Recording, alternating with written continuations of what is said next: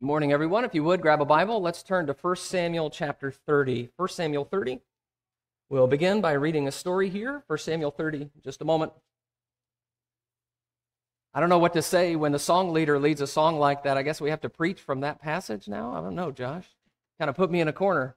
No, I appreciate so much. I love that song, actually, because I think it's one of the most powerful ways where music can tell the story and really emphasize the story, and just a great choice for what we're going to talk about today. I want to welcome those who are visiting with us. We are thankful that you're here. We have some people who are here for the first time today that I met earlier. I'm thankful to meet you.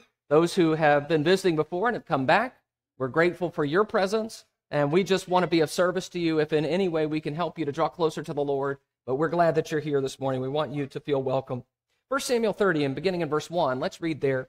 1 Samuel 30 and verse 1. Now, when David and his men came to Ziklag on the third day, the Amalekites had made a raid against the Negeb and against Ziklag. They had overcome Ziklag and burned it with fire, and taken captive the women and all who were in it, both small and great. They killed no one, but carried them off and went their way. And when David and his men came to the city, they found it burned with fire, and their wives and sons and daughters taken captive. Then David and the people who were with him raised their voices and wept until they had no more strength to weep. David's two wives had also been taken captive, Ahinoam of Jezreel and Abigail, the widow of Nabal of Carmel. And David was greatly distressed, for the people spoke of stoning him, because all the people were bitter in soul, each for his sons and daughters. But David strengthened himself in the Lord his God. So the scene here is David is not yet king. In fact, he's been waiting a long time to be king. He was anointed several years earlier, and now he's been running for his life from Saul, who was the actual king. At different times, he had a chance to dispatch of Saul himself, but he refused to do that. If Yahweh anoints Saul, then Yahweh needs to take care of getting him out of the way. So he's not going to take God's place there. But the more David does the right thing, the more it goes poorly for him. Have you ever felt that way? You do the right thing and you take the high road, and instead it just doesn't work out. Eventually, David leaves Judah with his few hundred men, and he goes and lives among the Philistines. And then when the Philistines and the Israelites are going to go to war, he wants to join on the side of the Philistines. I think he had the plan of turning on them, but that's just my speculation. But they send him home. They say, no, you're not fighting with us. So one way or another, his plans are dashed, and he goes home. And what does he find at home?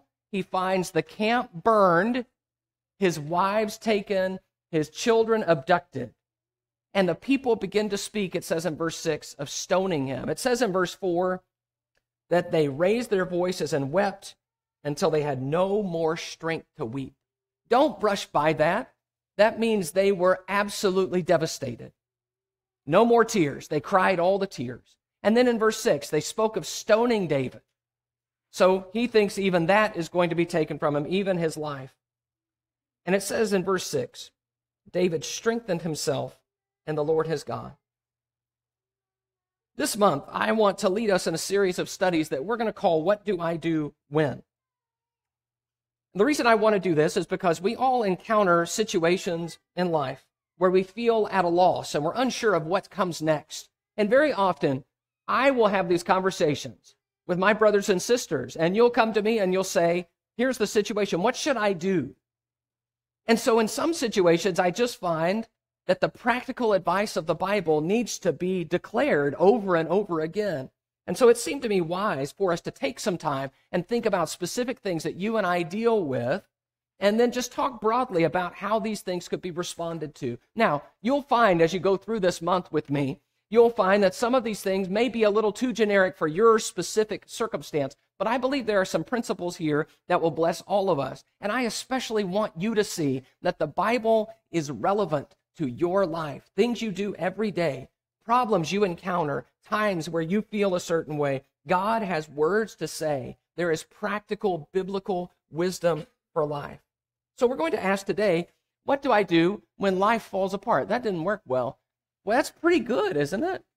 Even the PowerPoint didn't work. Everything's falling apart, and we just got started. What do we do when life falls apart? I want you to think about, when I say when life falls apart, here's what I mean. You have a dream, and it's crushed. You lose your family. Maybe you lose them because they don't want to have anything to do with you. Or maybe you lose them because they die. Other people become your enemies. Sometimes life falls apart and it's your fault. Like when the PowerPoint doesn't work. But sometimes it's not. Sometimes it is completely that you are a victim. Maybe you wrestle with the ongoing disappointment of not being able to find a mate, not being able to have a child, not getting the job, not achieving the desire of your heart. Or maybe it's that you do achieve it, you do receive it, but then you lose it. And you lose the job, or you lose your mate, or you lose your friend.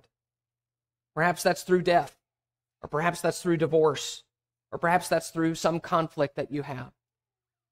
But that feeling, that unsettled, broken feeling, that feeling like everything is a disaster, when we experience it, we feel like David. The text says that he was greatly distressed. We don't know what to do. We don't know what to say. We don't even know what to think. And sometimes we'll just sit there kind of dazed. Maybe you'll go through weeks or months or years of your life just in a fog because you don't know how to cope with life falling apart around you. And so the question is, what do I do in that situation? I have to tell you, I'm scared to click the button because I don't know what's going to happen on the board behind me. Okay, good. So far, we're good. I want to start with some things you don't do when life falls apart. I want to just talk about this for a few minutes because I think these are some areas where we might struggle. First, don't think you're the only one. Don't think you're the only one. This perspective, this problem where we are greatly distressed and overwhelmed is extremely common in the Bible. And it seems to me that sometimes because we know these are stories and we know how the stories end, that we brush by the low moments these people have. But if you were experiencing it, you would not brush by it. So don't think you're alone. Here we have David. It says in verse 6, David was greatly distressed. He's cried all his tears. Here is Elijah. It says, then Elijah, was afraid, and he arose and ran for his life and came to Beersheba. He's terrified. He thinks Jezebel's going to kill him, and so he just runs away. Have you ever felt so scared that you're running for your life? This is Genesis 32. Jacob is coming back to find Esau, his brother. It says, then Jacob was greatly afraid and distressed. Don't brush by that. That's a big deal. If you've ever been in a state where you could be described as greatly afraid and distressed, you'd remember it. He divided the people who were with him and the flocks and herds and camels into two camps, thinking if Esau comes to the one camp and attacks it, then the camp that is left will escape. He literally divides up his family and says, well, if somebody has to die, at least not everybody will die. Can you imagine?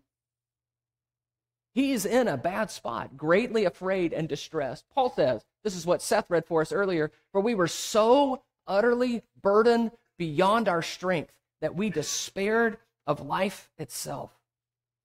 Strong words. That's Paul. He says, we were in a bad place. You're in really, really, really good company when your life falls apart. In fact, I suspect that everyone in this room has at some point in their life had that sense that everything is going wrong. Because no one plans for their lives to fall apart. No one plans for everything to not go according to plan. And none of us is where we are because this was exactly what we dreamed we would be. Instead, we're not alone. We're all actually together. And even if life falling apart is your own fault, you're still in good company. Think about Peter weeping bitterly after denying Jesus. He knows how that feels. He made the mistake. It was his fault, and yet here he is trying to figure out what to do next. Don't think you're the only one. Don't assume you're being punished. Now, David doesn't buy into this here, but it is a common response that believers have to troubles in life to immediately say, well, is God mad at me? Is something happening as a result of something I've done? And this is the problem with Job and his friends. Job has horrible catastrophes happen to him and his family, losing his property, losing his children, losing his health, even losing the support of his wife. And yet, Job knows, I haven't done anything to deserve this. It's his friends that are the problem. You remember his friends. They say things like this. Remember, who that was innocent ever perished? Where were the upright cut off? As I have seen those who plow iniquity and sow trouble reap the same. Reason this is happening to you? Maybe it's because it happened to your kids because they were bad. And now it's also happening to you because you've done evil. Or they say something like this. By the way, don't ever say this to someone who is in a suffering position, please. But oh, that God would speak and open his lips to you, and that he would tell you the secrets of wisdom, for he is manifold in his understanding. Know then that God exacts of you less than you deserve. Hey, good news. Sorry all this happened to you, but you deserve a lot worse. That's not very comforting. This is Job's friends. Now, the end of Job shows that their perspective is wrong. Job isn't being punished. In fact, we have a different view as we see Job. What's happening to him is not God punishing him, but is instead Satan, and there's a part of a test going on there. But they don't know that. Instead, they're assuming that Job is being punished. Now, on the other hand, this is 1 Peter 4. He says, if you are insulted for the name of Christ, you are blessed because the Spirit of glory and of God rests upon you. But let none of you suffer as a murderer or a thief or an evildoer or as a meddler. Yet if anyone suffers as a Christian, let him not be ashamed, but let him glorify God in that name. Do you see the difference? He says there is a suffering that comes because it's your fault. You're bringing it on yourself. And so he says, here are some things. If you suffer because you're a murderer, well, that's not really something you can say, not sure why this is happening to me. The problem, though, is the assumption. Don't assume that just because something bad is happening and your life is falling apart, that you are being punished. Don't assume that. It seems to me that sometimes we can be very hard on ourselves when things aren't going right. And there are certain people who they'll take it all on themselves and say, this is all my fault. In fact, it seems to me that very often the people who do things that deserve some kind of suffering and then they receive it, they have no clue about it and they're kind of in the dark. And then those who are not at fault blame themselves. It seems to me that what we need to say is just don't assume that. That's not necessarily true or helpful. Third, don't isolate yourself. Don't isolate yourself. This is what Elijah does. He runs. He runs for 40 days to Mount Sinai. He is all alone for 40 days. He is afraid and distressed and all alone. So it's no surprise that when he speaks, he feels alone, right? That's kind of what we do. We isolate ourselves and then we feel lonely. He says this to God. He says, I have been very jealous for the Lord, the God of hosts, for the people of Israel have forsaken your covenant, thrown down your altars, and killed your prophets with the sword. And I, even I only am left, and they seek my life to take it away. Now, part of this is he is bemoaning the fact that God's prophets keep getting killed. And that's true. But more than that, it is the way we all feel when we isolate ourselves. We feel like we're the only ones. No one understands me. No one cares about what I care about. No one's trying to do right anymore. It's just me. This is a part of isolation. So I know that many of us, and I am definitely probably at the head of the line here, many of us, when we engage in a crisis, when things happen to us, we isolate. We withdraw from people. And I am suggesting that that is extremely unwise. We run away from the people who can help us most. We distance ourselves from good perspective, maybe even perspective that we need to challenge us in how we start to think, people who will care for us, and instead we leave ourselves vulnerable. I have seen this, particularly when it comes to the church, where when a crisis happens, sometimes we will just not see people anymore. They don't show up. They don't call. They don't answer your calls. They're just sort of going to try to handle this on their own. However, when I have seen people go through a crisis among their brothers and sisters, it's not that that's easy. It's that the success rate is much higher in not only getting through the crisis, but also remaining faithful to God. So don't isolate yourself. Fourth, don't despair. Don't despair. This is Judas. Judas, who, by the way, isolates himself first and then gives in to despair. I don't know exactly how Judas's mindset went, but I suspect it was something like this.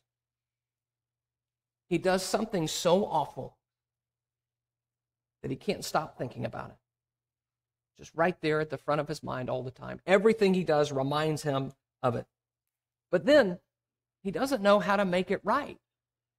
What is your path back when you are responsible for betraying the one you thought that was Messiah, and now he's dead? How do you come back from that? And so he tries. The one thing he tries to take the money back and give it to the Jewish leaders, and they say, we don't want anything to do with this.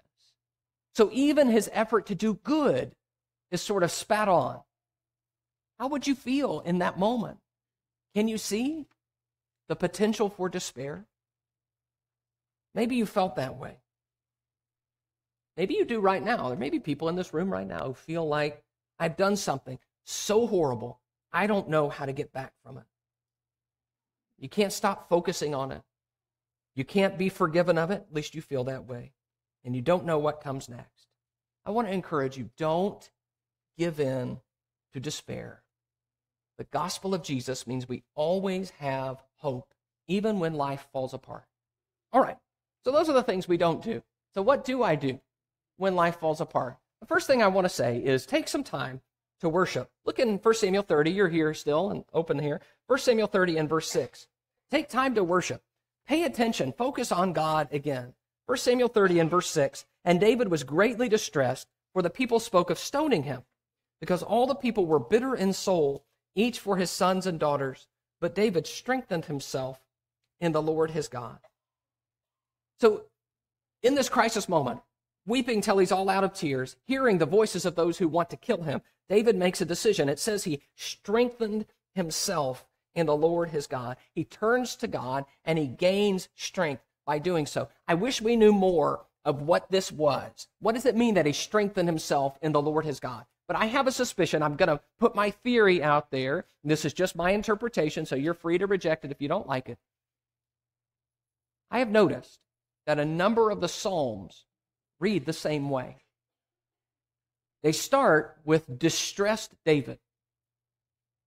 And David is upset, or David feels like God hasn't answered him. And David feels alone. David needs something. And as he works through the psalm, if you just read through it, you'll notice that the tone begins to change through the psalm. And by the end of the psalm, maybe there's an answer from God, or maybe there's just this confident, yes, I'm going to trust God. But one way or another, by the end of the psalm, David sounds different than he began. And I think that may be what is described here. David taking a moment, working through his emotions, talking to God, and remembering God's promises so that he comes out stronger. He strengthened himself in Yahweh. Now, one way or another, whatever you think that means, it definitely means he turns to God in this moment. He turns to God. He takes time. When there's so much to be done, he says, I'm going to stop and focus on God. Turn with me over to Job chapter 1. Job 1.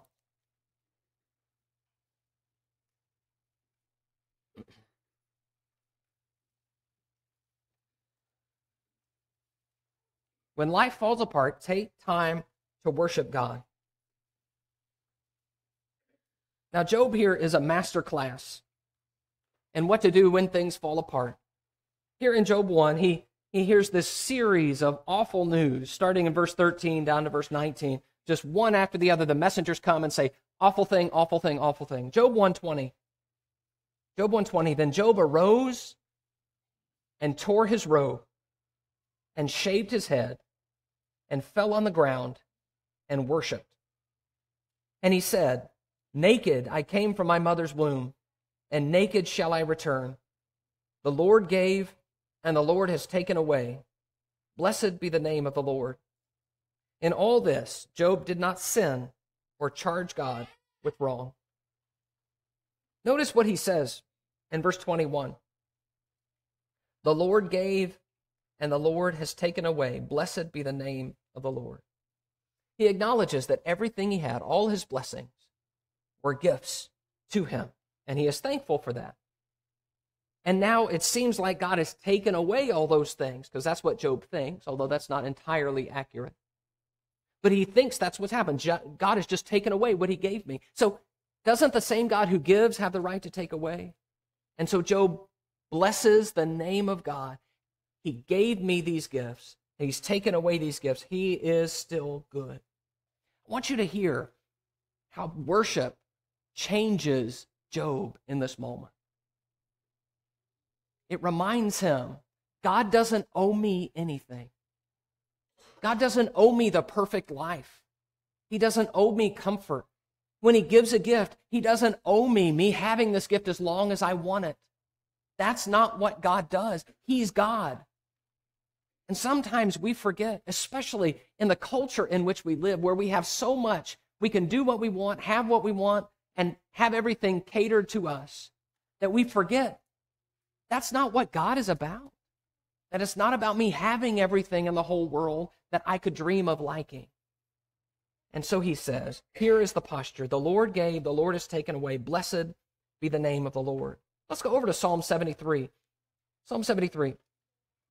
This is another time where worship in a moment of crisis is a blessing.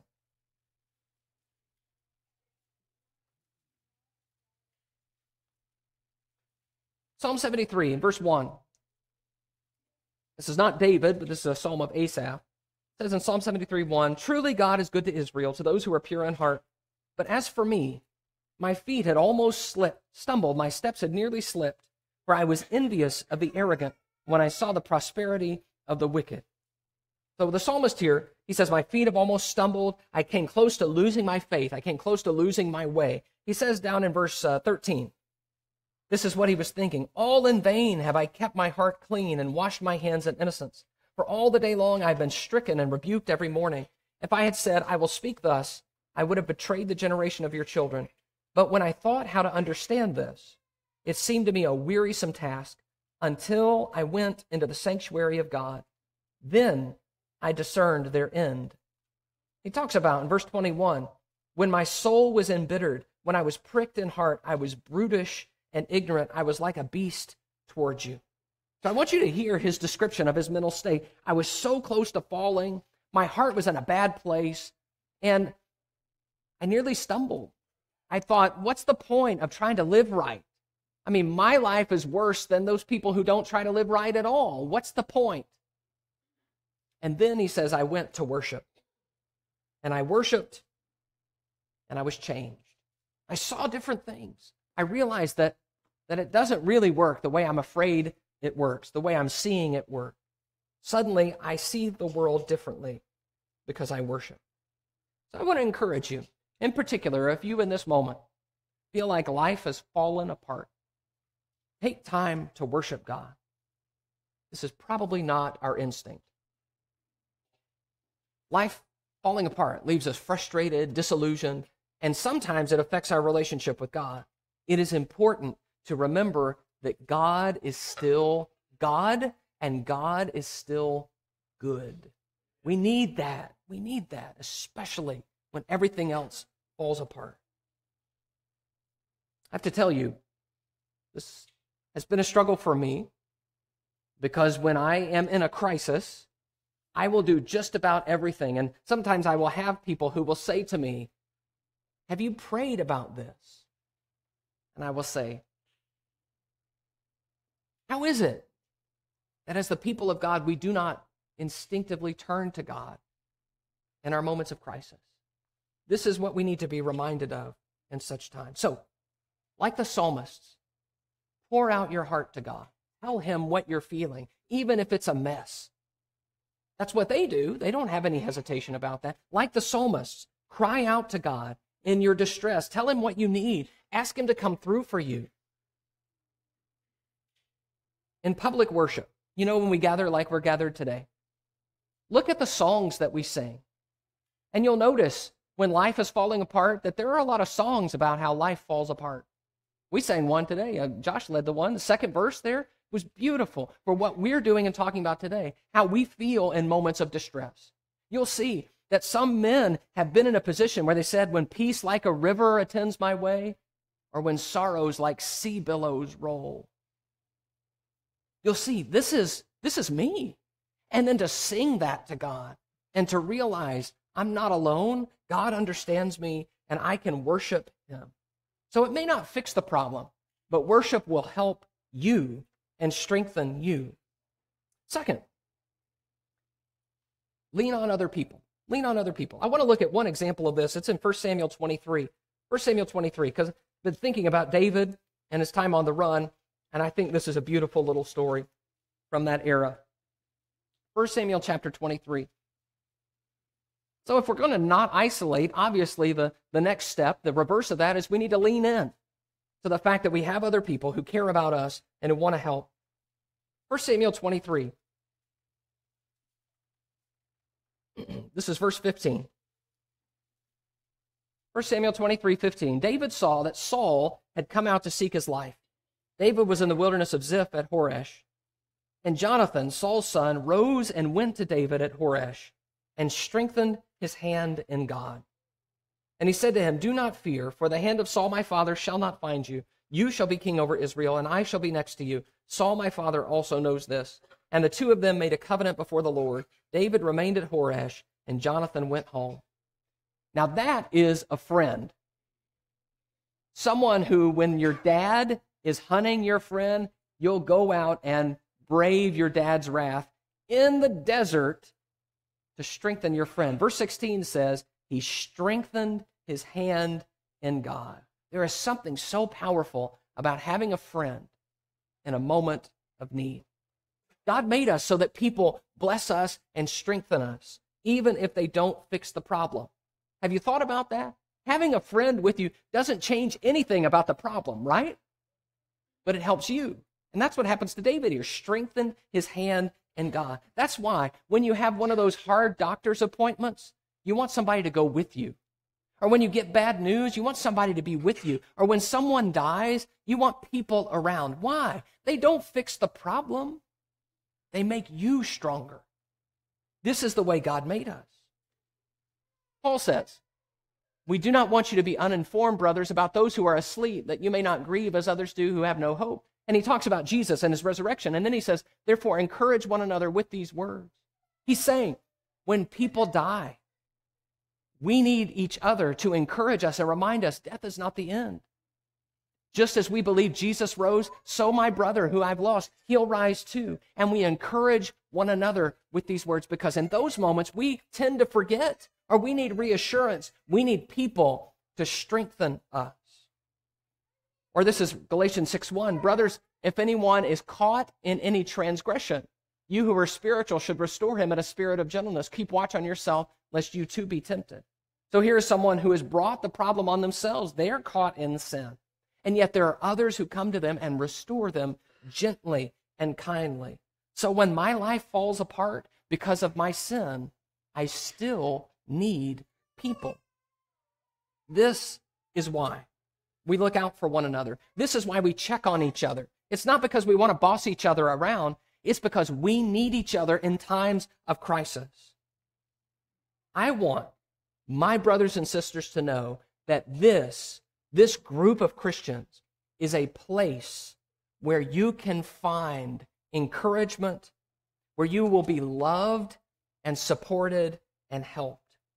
That's what we are. That's why we're here. But we also can't do that if we don't know that someone's in a crisis. You can't help me if I don't tell you that I'm in a crisis. And similarly, we can't help you if you won't tell us that you're in a crisis. So lean into your Christian community. I especially want to encourage you. When you go through things and someone asks you, how are you doing? Please don't give, I'm fine. Oh, everything's good. That doesn't help you. It doesn't help anyone get to know you. And it certainly means we can't know the desires and needs of your heart. So lean on other people when life falls apart. Third, look for things to learn. Look for things to learn. Let's go over to 2 Corinthians 1.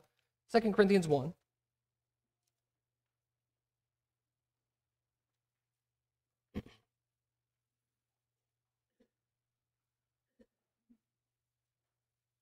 So at this point, when I talk about looking for things to learn, I want you to know we may be a little later in the process here.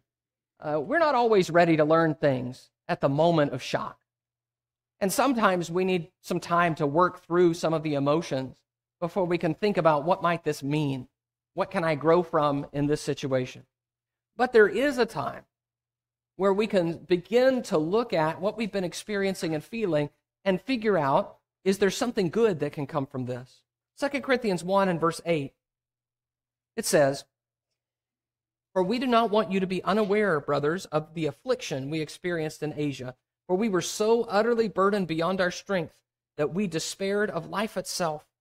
Indeed, we felt that we had received the sentence of death, but that was to make us rely not on ourselves, but on God who raises the dead. He delivered us from such a deadly peril, and he will deliver us. On him we have set our hope that he will deliver us again."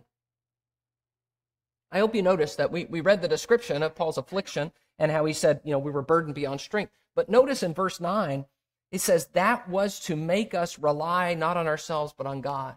He says, I see some purpose in what I went through. It taught me something. It taught me how to not rely on myself. There were things that were beyond my strength. And so I had to rely on God. And then verse 10, he also says that not only do we receive deliverance from God, but we have now set our hopes that he'll deliver us again, so that the next time that we're overwhelmed and burdened beyond strength, God will be there for us. He learns something. Something good has come from it. Paul does this over and over again. Paul talks about his thorn in the flesh and how it taught him that Christ's strength is made perfect in weakness. Something to learn. He talks about how he was poor and rich, and how in every state he has learned to be content. James talks about how our hard times teach us patience. Peter says our hard times prove our faith. What they are doing is they're saying this is not easy, but you can still learn things when life falls apart. In fact, for those who are a little older and have been through this several times, where things have really fallen apart more than once in your life, I would suspect that you would say that those are the times you learn the most and the lessons are most powerfully burned in. That's when you really grew. That's when God really reached you. That's when the word became real. You know that those are the times where your character was forged. So, look for things to learn. Now, I am not saying that God forces our lives to fall apart just to teach us lessons. Although I'm not denying that's possible. That's not what I'm saying. I am saying that even when we don't know why something is happening, we can still learn and grow from it. And there is still so much that will make that experience useful and positive for us in the future. And the fourth thing is when life falls apart, focus on the future. I want to look at one last passage. It's in chapter 4 of 2 Corinthians, just over a couple of pages. 2 Corinthians 4. Focus on the future. So the issue here is that when we get into times where things fall apart, we keep looking backward. We keep looking backward to what has happened, or we look before that to how we used to be so excited about this, or how much we loved it, or appreciated it, or wanted it, and then we just can't stop looking back. And I want to remind you of the perspective of the biblical authors, that yes, we do need to remember the past, but we are focused on the future. 2 Corinthians 4 and verse 16. It says, "So we do not lose heart. Though our outer self is wasting away, our inner self is being renewed day by day. For this light, momentary affliction is preparing for us an eternal weight of glory beyond all comparison, as we look not to the things that are seen, but to the things that are unseen. For the things that are seen are transient, but the things that are unseen are eternal." He says in verse 16 that we are being renewed, prepared for things that are unseen. It is beyond all comparison, he says in verse 17.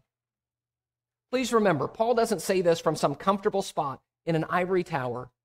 He is suffering.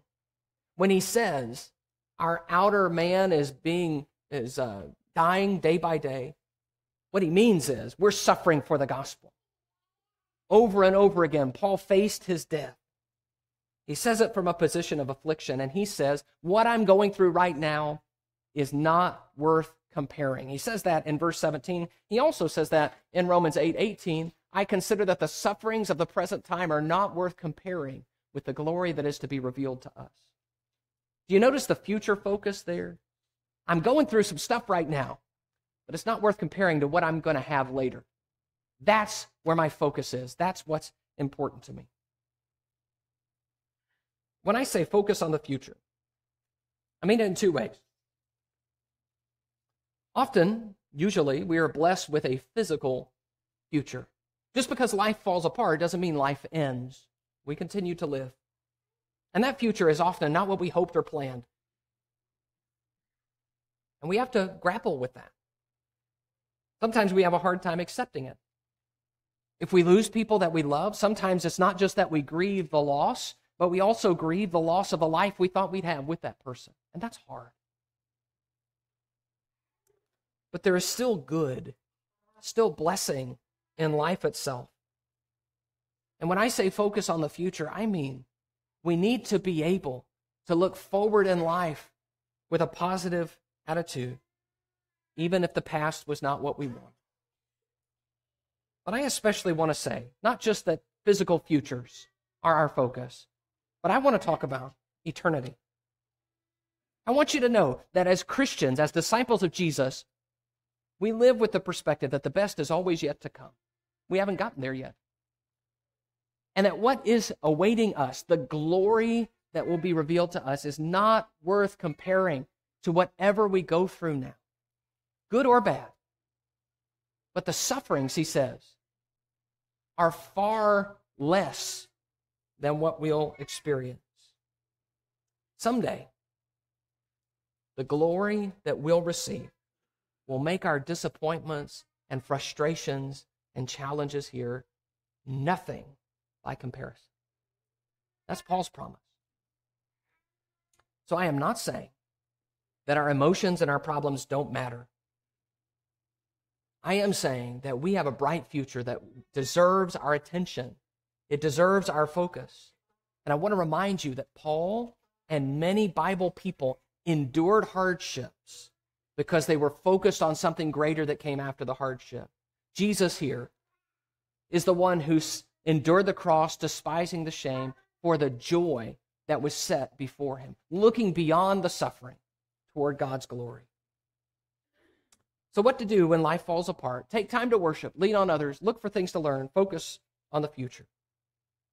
I understand the deep challenge and pain that happens when we're disappointed in life, when we're hurt, when we're abandoned, when we're let down, when we're betrayed, when we lose things, when we lose people. And I am not trying to wish through all of that by talking about it this morning. I do want you to know that we all go through it. I do want you to know that there are people that can help us in those low moments. But most of all, I want to point you to the one who willingly took suffering on himself for you. That he loves you, that he will help you, he will walk with you through your devastation. And so it may be that there's someone here who needs to give some of those things in their lives to Jesus.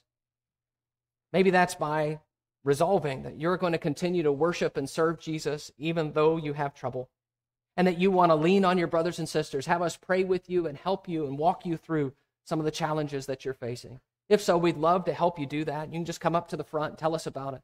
We'll pray with you together, and we'll see what we can do to help in days to come. But it also may be that there's someone here who has suffered through this, and you're struggling, and you know that the answer is that you don't have a relationship with God, and you need to become a Christian, a disciple of Jesus. We'd love to help you do that, help you turn from your sins, be baptized into Christ, have your sins washed away. We'd love to help you with that. If that's your need, we invite you to come to the front. If you have any need, come